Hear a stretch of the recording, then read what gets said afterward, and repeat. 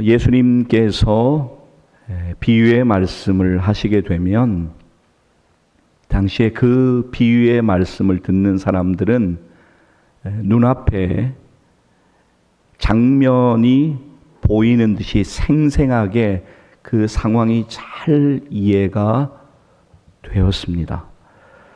예수님의 비유의 말씀의 특징은 당시의 사람들이 그 상황을 잘 이해할 수 있고, 아, 그렇구나 라고 하는 그런 말씀으로 그들에게 비유로 말씀하셨습니다. 오늘 본문에 보면 예수님께서는 바리새인의 기도와 세리의 기도를 비유로 말씀하시면서 우리가 어떻게 기도하며 살아야 하는가에 대하여서 분명하게 말씀하여 주십니다. 자, 오늘 예수님께서 말씀하시는 중에 우리가 잘 보아야 되는 것은 하나님의 평가, 그러니까 예수님의 평가와 사람의 평가는 완전히 다를 수 있다라고 하는 것입니다. 자, 예수님께서 당시를 살아가던 바리새인들을 평가하는 평가를 한번 들어보십시오. 오늘 본문의 시작 9절 말씀에서 예수님께서 말씀하시는 자들이 바로 바리새인들입니다. 9절 말씀 한번 보시죠. 또 자기를 의롭다고 믿고 다른 사람을 멸시하는 자들에게 이 비유로 말씀하시되, 예수님 당시에 대다수의 바리새인들은 그들 가운데 외식이 있었어요. 종교적으로나 사회적으로 소외받았던 약자들을 멸시하고 그들을 정죄하는 것을 서슴지 않은 그러한 일들을 하고 있었습니다. 물론 오늘 본문 말씀은 당시의 바리새인들 뿐만이 아니라 당시의 동시대를 살아가면서 하나님 앞에 진실되지 못하고 외식과 교만이 있는, 그래서 다른 사람을 멸시하고 정죄하는 사람들에게도 동일하게 주시는 말씀이고, 또한 2025년 오늘을 살아가고 있는 우리들에게도, 이 시대를 살아가고 있는 우리들에게도 동일하게 주시는 말씀입니다. 그렇습니다. 오늘 이 말씀은 저와 여러분 우리들에게 주시는 하나님의 말씀입니다. 자, 여러분 보시죠. 바리새인과 세리가 성전에 올라갔습니다. 왜 올라갔습니까? 성경은 기도하러 올라갔다라고 분명하게 말씀하고 있습니다. 그러니까 기도하러 성전에 올라간 것은 바리새인과 세리가 다 똑같습니다. 오늘 본문 10절 말씀 보시겠습니다. 같이 한번 읽습니다. 두 사람이 기도하러 성전에 올라가니 하나는 바리새인이요 하나는 세리라. 당시에 유대인들은 하루에 3번 기도하는 시간이 정해져 있었습니다. 오늘날 우리의 시간으로 바꾸면 오전 9시, 그리고 정오 12시, 그리고 오후 3시, 이렇게 하루에 3번 성전에 올라가서 기도했고, 성전에 올라갈 수 없다면 자기가 있는 그 자리에서 기도했습니다. 그런데 오전 9시, 정오 12시, 오후 3시 그 시간이 여의치 않으면 자기가 정한 그 시간에 기도하는 것, 하루에 3번 기도하는 것이 일반적인 그들의 기도 생활이었습니다. 바리새인과 세리가 이제 두 사람 다 성전에 기도하러 올라갔다라고 예수님께서 비유로 말씀하시는데, 이 두 사람이 극적으로 비교되고 있습니다. 바리새인은 당시에 유대교를 대표하는 아주 대표적인 종교인이었던 반면에, 세리는 당시 사람들에게 손가락질을 받던 죄인의 대명사였습니다. 그러니까 세리하면 죄인, 세리하면 죄인, 이렇게 대명사처럼 쓰이는 그러한 일들이 있었습니다. 하나님의 판단과, 하나님의 눈으로 보는 판단과 인간적인 눈으로 보는 판단이 얼마나 다른지라고 하는 것을 오늘 우리의 본문 가운데 우리가 잘 보기를 원합니다. 아무튼 바리새인들은 당시를 살면서 하나님을 믿는다라고 하는 것을 자신의 의로 드러내는 것을 좋아했습니다. 거기에는 기도도 포함되어 있었습니다. 당시 유대인들의 법에 의하면 금식은 1년에 딱 한 번 속죄일에 금식을 하도록 되어져 있었습니다. 그런데 하나님의 은혜가 필요한, 은총이 필요한 사람들은 화요일과 목요일에 금식할 수도 있었습니다. 그런데 월요일, 화요일, 수요일 혹은 목요일, 금요일, 토요일 이렇게 금식하지 않았습니다. 화요일 그리고 떨어져서 목요일 이렇게 하루만 금식하도록 정해져 있었습니다. 자, 여러분들에게 질문 하나 드립니다. 여러분들이 가령 하나님의 은혜가 너무 필요한 일이 있어서, 하나님의 은총이 필요한 일이 있어서 여러분들이 금식을 하루 했다고 한번 생각을 해 보십시오. 하루 금식하면 여러분들에게 어떤 변화가 생깁니까? 물론 식사를 잘 하시는 분들이 하루 식사를 하지 않고 물만 드신다고 하면 너무너무 배가 고프고 좀 힘이 빠지는 그러한 현상은 분명히 있으실 것입니다. 그러나 하루 금식한다고 여러분들이 크게 달라지지는 않습니다. 그러나 바리새인들은 하루 금식하고 자신들이 금식했다라고 하는 것을 다른 사람들에게 드러내기 위해서 무진장 애를 썼습니다. 바리새인들은 금식하는 날에 시장에 가서 얼굴이 떠보이게 하라고 얼굴 희게 하고, 또 머리카락을 막 헝클어뜨리고, 옷도 아주 구김이 많은 옷을 일부러 입고 큰 거리에 나와서 서서 내가 금식했다라고 하는 것을 자랑했습니다. 어떤 자랑입니까? 나는 금식하는 사람이야, 나는 경건한 사람이야 라고 하는 그런 자랑이었습니다. 자, 여러분, 오늘 우리의 본문 누가복음 18장을 이제 좀 다시 돌아올 수 있도록 뭔가 표시를 내놓으시고 신약 8페이지로 가도록 하겠습니다. 마태복음 6장으로 가도록 하겠습니다. 자, 누가복음 18장 표시해 놓으시고요. 다시 올 겁니다. 8페이지, 신약 8페이지, 마태복음 6장 16절 말씀 찾도록 하겠습니다. 마태복음 6장 16절 말씀. 이 말씀에서 예수님께서 하시는 말씀 우리가 주목해야 합니다. 마태복음 6장 16절 말씀. 자, 여러분 성경 보시고 화면 보시면서 예수님이 하시는 말씀 우리가 잘 우리가 붙들기를 원합니다. 함께 16절 읽습니다. 금식할 때 너희는 외식하는 자들과 같이 슬픈 기색을 보이지 말라. 그들은 금식하는 것을 사람에게 보이려고 얼굴 흉하게 하느니라. 내가 진실로 너희에게 이르노니 그들은 자기 상을 이미 받았느니라. 네. 금식이라고 하는 것은 그대로 두세요. 17절 18절 말씀도 같이 보실 겁니다. 금식이라고 하는 것은 여러분 하나님 앞에 하는 것이지 않습니까? 그러니까 하나님을 향하여 하는 금식이니까 하나님께 은혜를 구하며 엎드리면 될 일인데, 나 금식했어 라고 사람들에게 자랑하지 마라, 특별히 슬픈 기색 보이지 말라 라고 분명하게 말씀하십니다. 그리고 16절 여러분 읽으셨지만 사람들에게 보이려고 얼굴을 흉하게 한다라고 하는 이 말씀의 의미는 재나 먼지를 머리 위로 뒤집었습니다. 그러면 얼굴에 하얀 여러 가지가 묻게 되죠. 그것을 통해서 본래의 얼굴 모양이 거의 보이지 않게 하는 것입니다. 그러니까 누가 봐도 나 금식하고 있다라고 하는 것을 알 수 있게 하는 것이지요. 여러분, 금식은 동기가 중요합니다. 하나님 앞에 하는 금식이지 않습니까?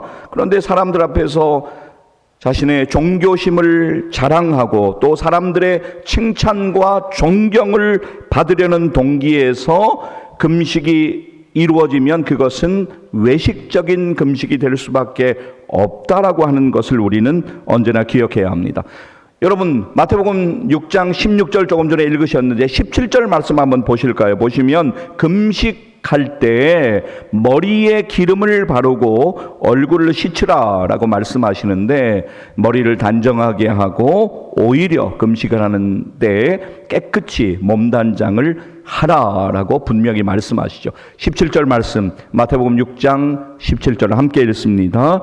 너는 금식할 때 머리에 기름을 바르고 얼굴을 씻으라. 자, 이어지는 마태복음 6장 18절 말씀까지만 읽으실 터인데요.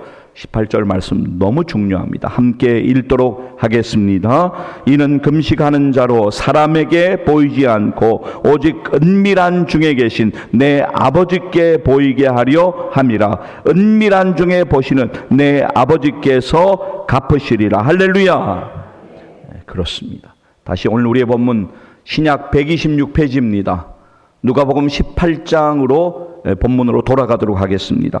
자, 누가복음 18장으로 돌아가서 여러분 말씀 보시게 되면 바리새인은요 금식하는 것을 자랑하듯 지금 말하고 있습니다. 12절 말씀 여러분 잠깐 보세요. 나는 일해에 2번씩 금식하고 또 11조 하는 것도 자랑하고 있습니다. 12절 말씀 다시 보세요. 나는 또 소득의 11조를 드리나이다. 사실 그들이 드리는 것은 소득의 11조뿐만이 아니었습니다. 모든 것의 11조를 다 드렸습니다. 바리새인들은 독특한 향내를 내는 채소인 박하, 이 박하라고 하는 것은 유월절 쓴 나물의 양념으로 주로 쓰이는 채소입니다. 그리고 회향이라고 하는 것은 미나리과 식물인데 양념에 사용되는 채소입니다. 그리고 근채라고 하는 것은 우리가 구민초라고 부르는 식물인데 이 채소도 미나리과에 속하는 채소로서 양념이나 혹은 약품으로 사용되는 채소입니다. 자, 그런데 제가 3가지 말씀드렸잖아요. 박하나 회향이나 근채 말씀드렸는데 사실 이 3가지 농산물은 당시에 별로 그렇게 중요하지 않은 그러한 농산물이었습니다. 이것 아니어도 다른 농산물들로 충분히 대처될 수 있는 그러한 농산물이 많이 있었습니다. 그러니까 별로 중요하지 않는 농산물이었지만 이러한 채소들까지 구분하여 11조를 냈으니까 얼마나 철저하게 그들이 11조를 하려고 노력했다라고 하는 것을 볼 수가 있습니다. 그러나 예수님의 평가가 중요합니다. 예수님의 평가는 완전히 달랐습니다. 그들이 외식하고 있다라고 하는 것을 분명하게 말씀하십니다. 자, 오늘 본문 그대로 놓으시고 표시해 놓으시고 신약 40페이지로 가겠습니다. 마태복음 23장 23절 말씀입니다. 자, 신약 40페이지로 가시죠. 마태복음 23장 23절 말씀 찾도록 하겠습니다. 매번 말씀을 찾지 못하지만 오늘 제가 여러분과 함께 찾아 읽는 말씀은 또 근처에 이렇게 있어서 이렇게 함께 좀 찾는 상황입니다. 마태복음 23장 23절 말씀 우리 같이 한번 읽도록 하겠습니다. 함께 읽습니다. 화 있을진저 외식하는 서기관들과 바리새인들이여 너희가 박하와 회향과 근채의 11조는 드리되 율법에 더 중한 바 정의와 긍휼과 믿음은 버렸도다. 그러나 이것도 행하고 저것도 버리지 말아야 할지니라. 아멘. 우리가 하나님 앞에 나아가면서 우리가 하나님 앞에 드리는 헌금, 하나님이 기뻐 받으시는 귀한 예물 되기를 간절히 소망합니다. 예물 드리면서 우리의 마음이 담겨야 하고 우리의 기도, 우리의 정성이 담겨져야죠. 하나님 아시죠? 우리의 형편을 아시니까 우리의 드리는 모든 일들 가운데 하나님 은혜 주실 것이다. 또 이 예물이 쓰여지는 가운데 하나님의 영광이 드러나고 하나님이 귀한 일들 이루어 가실 것이다 라고 하는 믿음이 우리에게 반드시 필요합니다. 자, 여러분 다시 바리새인들의 이야기로 좀 돌아가겠습니다. 바리새인들은 기도하는 것, 11조 하는 것 사람들이 알아주기를 원했어요. 특별히 기도할 때 그들은 따로 서서 기도했습니다. 하루만 그렇게 기도한 게 아니에요. 따로 서서 기도한 것이 그들의 습관이 되어져 버렸습니다.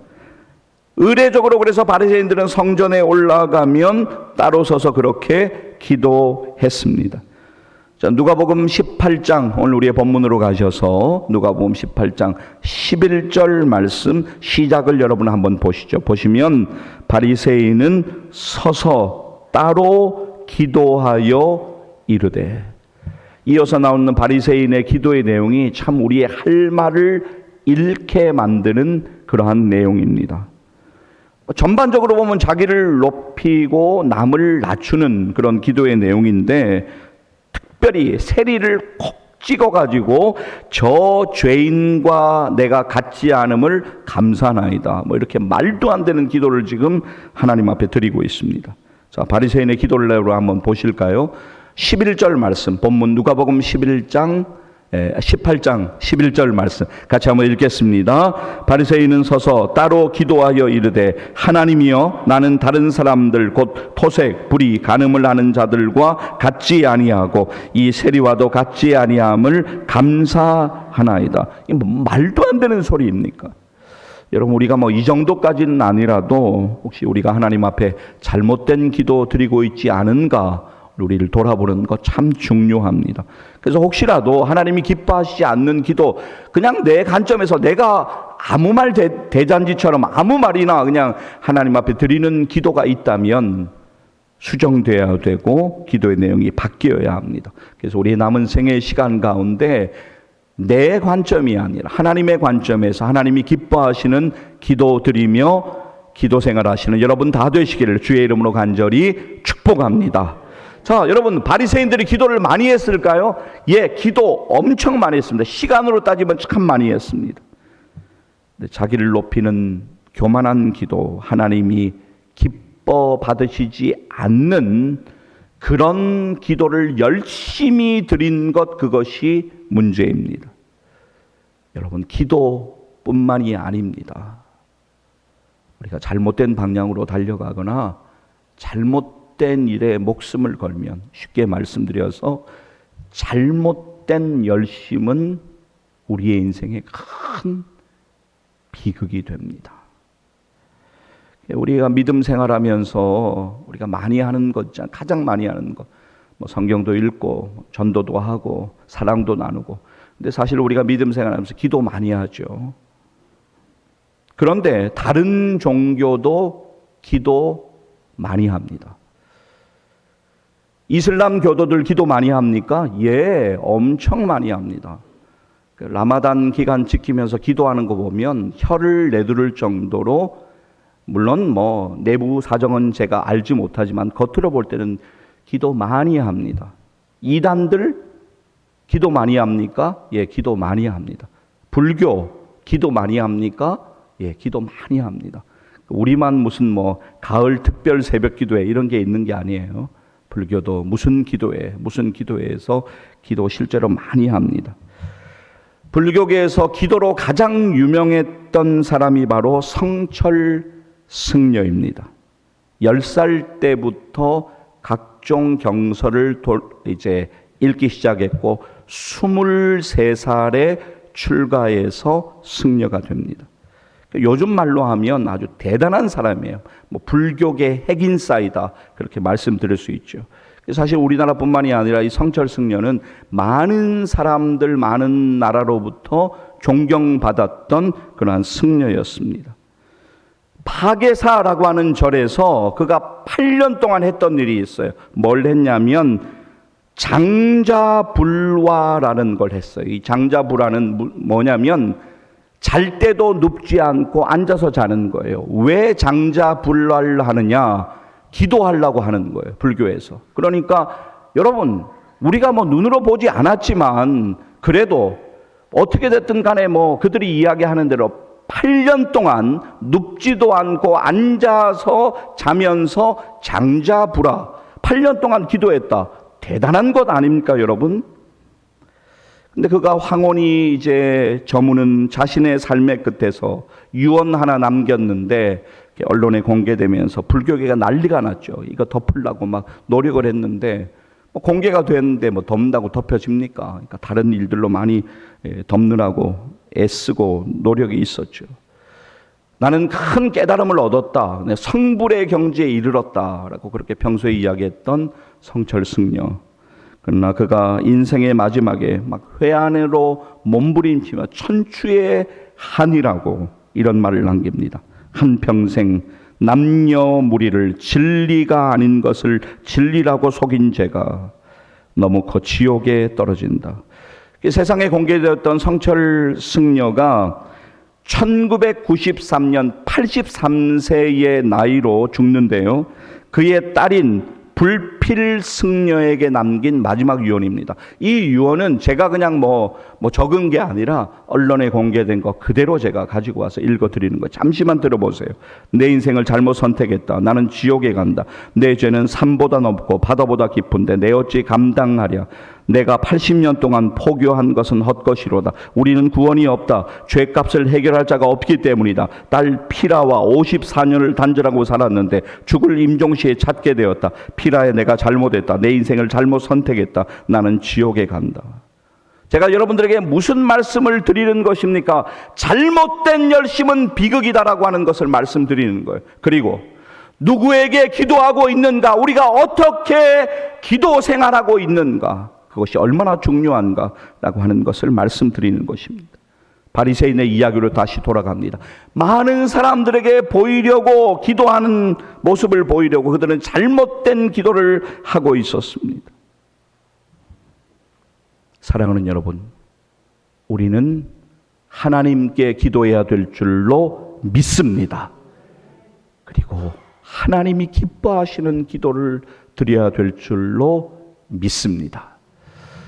자, 여러분, 기도의 장소를 한번 쭉 말씀드려 보겠습니다. 우리 유성수 권사님 일부 예배 대표 기도에서 참석하시느라 수고하셨는데,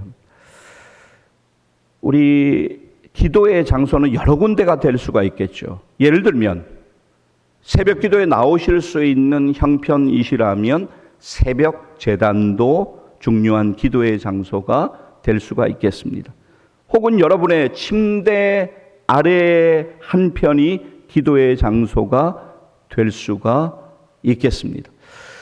저는 미국에 사역을 하며 차 안에서 기도를 많이 한 경험을 가지고 있는데요. 여러분이 만약에 직접 운전을 하시는 분이라면 안전한 곳에서, 주차된 곳에서 차 안에서 기도하시는 것도 여러분의 중요한 기도의 장소가 되실 수가 있습니다.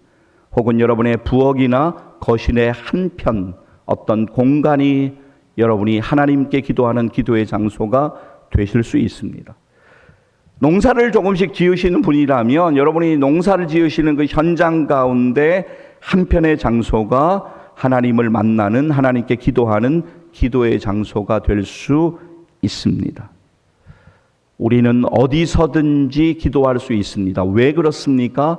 하나님께서 우리의 모든 형편과 상황을 아시기 때문입니다. 하나님께서는 우리의 중심을 기뻐 받으시는 줄 믿습니다. 그러나 저와 여러분, 우리가 얼마나 나약한 존재인 것을 우리가 잘 알기 때문에, 우리가 얼마나 연약한가를 우리가 잘 알기 때문에 거룩한 습관인 기도가 자리를 잡아야 하고, 거룩한 습관인 기도를 쉬면 안 된다라고 하는 것을 여러분들에게 말씀드립니다. 우리가 간절히 기도해야 되는 건 맞습니다. 그러나 기도하는 것이 우리의 의가 되어서는 절대로 안 됩니다. 자칫 잘못하면 우리도 예수님께서 오늘 말씀하시는, 비유에서 말씀하시는 바리새인의 모습처럼 내가 그 정도까지는 아니지만 나도 모르게 그러한 모습이 될 수 있다라고 하는 것을 우리는 절대로 잊어서는 안 됩니다. 그렇다면 사랑하는 여러분, 여러분의 남은 인생의 기도가, 하나님께 드려지는 여러분의 인생의 남은 인생의 기도가 바리새인의 기도가 아니라 세리의 기도가 되기를 간절히 소망합니다. 세리가 드리는 기도는 오늘 본문에서 보면 참 초라해요. 별로 언어가 멋있지도 않습니다.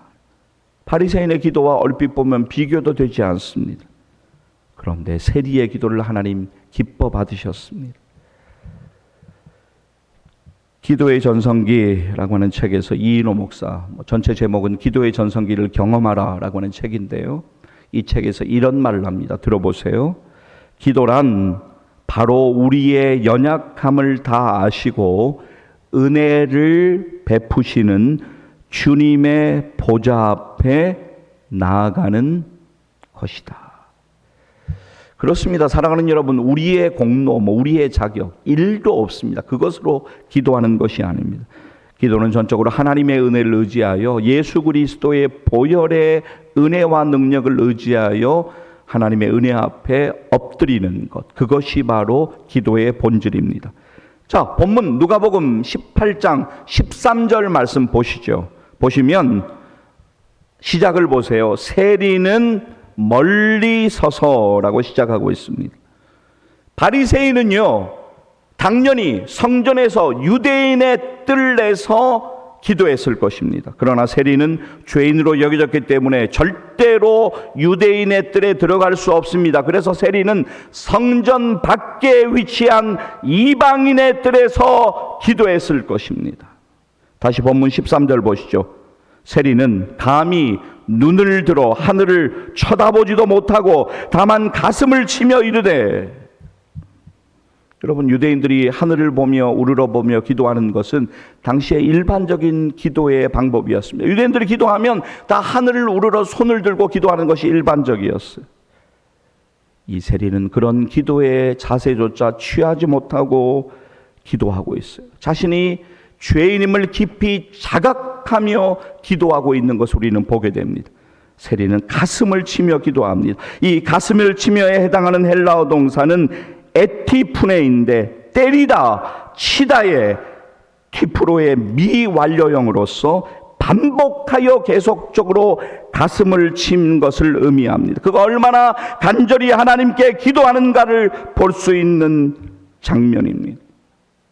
세리의 기도는 참으로 단순합니다. 그러나 하나님께서는 그 기도를 의롭다고 여겨주셨습니다. 본문 13절 말씀 보시죠. 하나님이여 불쌍히 여기소서. 나는 죄인이로소이다. 여러분, 죄송하지만 저를 한 번만 따라해 주실까요? 하나님, 저를 한번 따라하시죠. 하나님, 저를 불쌍히 여겨 주시옵소서. 붙여서 한번 제가 먼저 선창하겠습니다.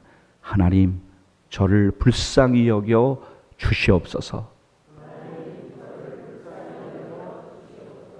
할렐루야. 이것이 우리의 기도가 되어야 돼요. 아무 공로의 없지만 하나님 앞에 예수 그리스도의 십자가 은혜에 의지하여 나아갑니다. 하나님, 저를 불쌍히 여겨 주시옵소서. 여러분은 불쌍히 여기소서에 해당하는 헬라어 힐라스테티라는 단어는 자신이 받아야 할 형벌이 무엇인지를 알고 하나님께 용서를 비는 의미입니다. 그는 여러 명 죄인 중에 한 명이라고 말하고 있지 않습니다. 1인칭 시점으로 하나님, 나는 죄인입니다 고백하며 하나님의 은혜를 구하고 있습니다. 세리가 간절하게 하나님께 호소하는 것은 하나님의 자비와 은혜의 근거를 두고 있기 때문입니다. 그러니까 하나님께서 그 세리의 기도를 기뻐 받으시고 그를 의롭다 여기신 것을 잊지 마시기를 간절히 소망합니다.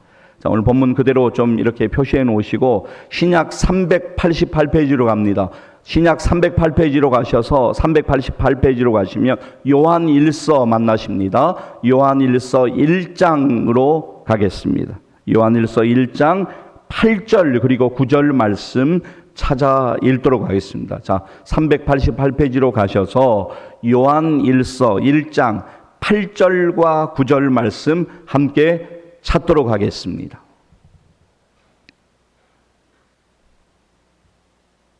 요한일서 1장 8절과 9절 말씀 함께 찾도록 하겠습니다.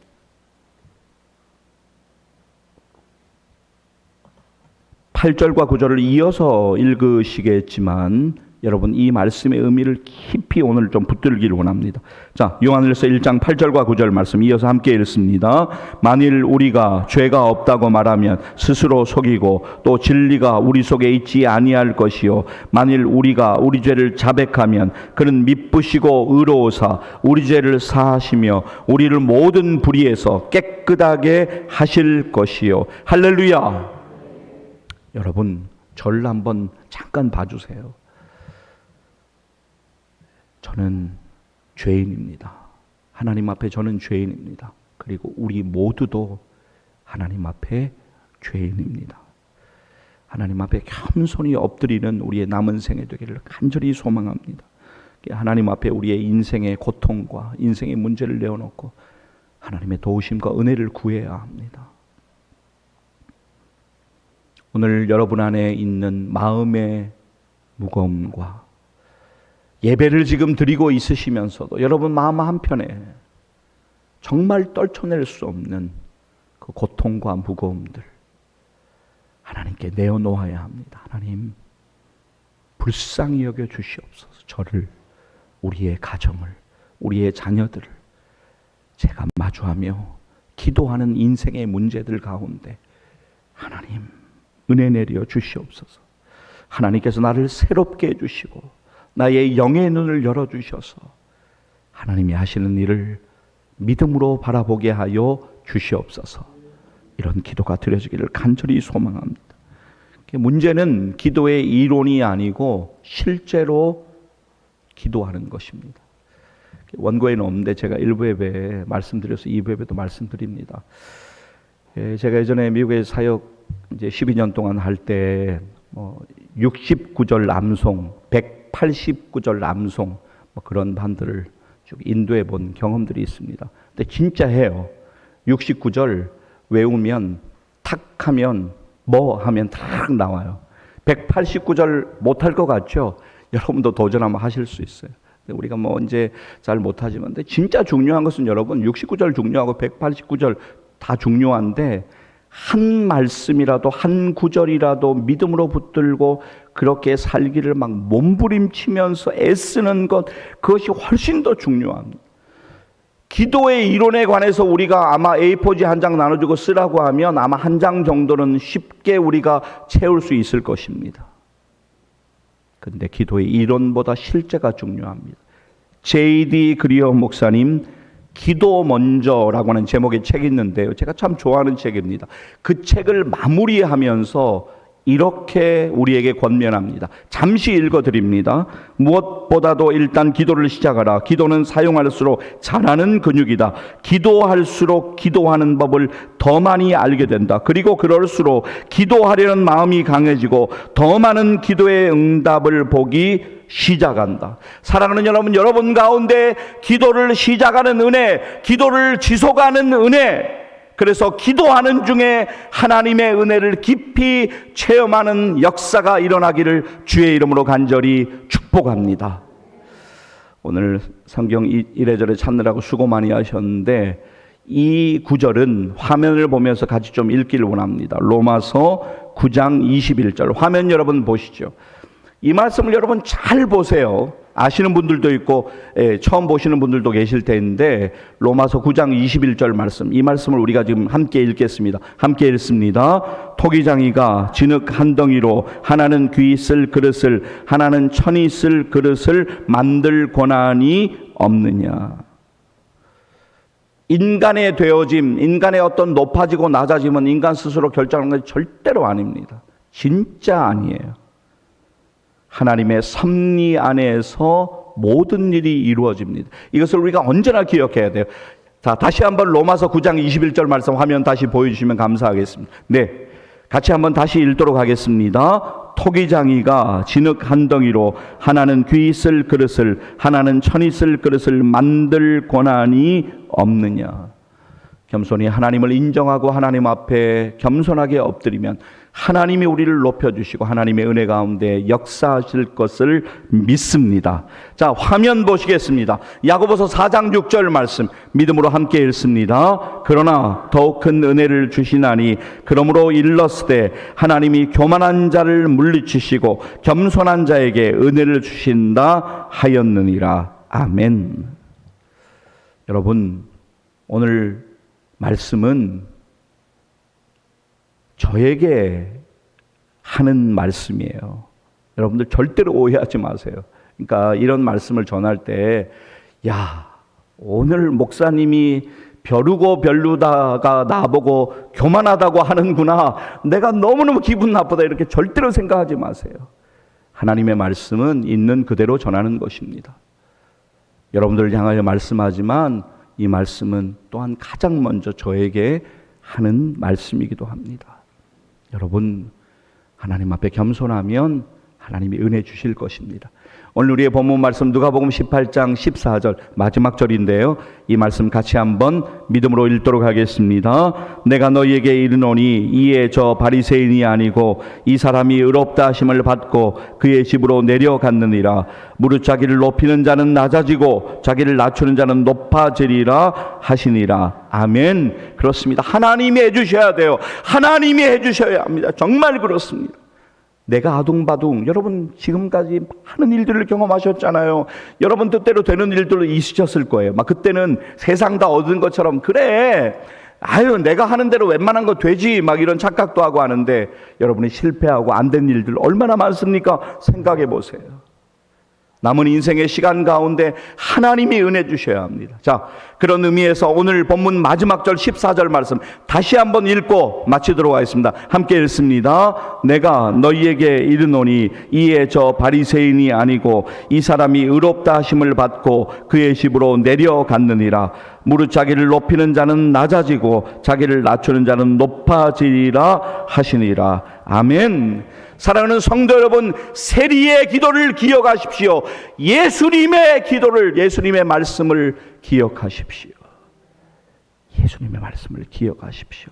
그러면 놀라운 역사가 일어날 것입니다. 저는 저를 포함해서 우리 모두가 남은 생의 시간 가운데 바리새인의 기도가 아니라 세리의 기도, 하나님 나를 불쌍히 여겨 주시옵소서, 그런 기도 드리면서 하나님의 그 긍휼하신 은혜, 우리가 상상도 하지 못하는 하나님의 그 긍휼하신 은혜를 더욱 경험하면서 하나님을 찬양하며 하나님께 영광 돌릴 수 있기를 주의 이름으로 간절히 축복합니다.